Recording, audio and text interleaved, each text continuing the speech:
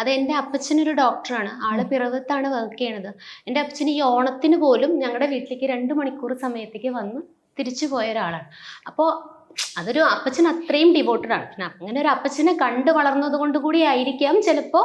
ഇപ്പം എൻ്റെ മകനുണ്ട്, അവൻ ഇപ്പം 11th സ്റ്റാൻഡേർഡിൽ ഇപ്പം കയറിയതേ ഉള്ളൂ. അവനിപ്പോൾ ഞാനും എൻ്റെ ഹസ്ബൻഡ് ഡോക്ടറെ കണ്ടാൽ പറയില്ല കേട്ടോ. സർ, ഞാനും എൻ്റെ ഹസ്ബൻഡ് നൈറ്റ് ഡ്യൂട്ടീസ് വരും, നൈറ്റ് കോൾസ് വരും.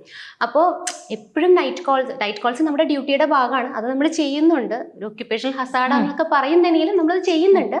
ബട്ട് സ്റ്റിൽ അവൻ കാണുന്നത് രാത്രിയും രാവിലെയും എണീറ്റ് ഓടിപ്പോണ പാരൻസിനെയാണ് കാണുന്നത്. അപ്പൊ അതൊരു ഫാക്ടർ ആയതുകൊണ്ടാണെന്ന് പറഞ്ഞൂടെ, അറ്റ്ലീസ്റ്റ് ദാറ്റ് കോൺട്രിബ്യൂട്ട്സ് ടു ഈ ലെഫ്റ്റ് ബയോളജി. ഞാൻ സത്യം പറയാൻ ചോദിക്കാൻ പിന്നെ ഒരു വശം കൂടി പക്ഷെ ഒരു മറുവശം ഉണ്ട്. എങ്ങനെയാണെന്നറിയോ,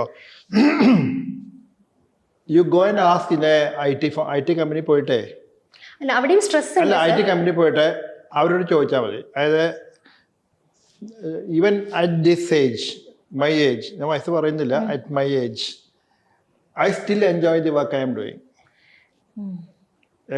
Every second of work I am doing.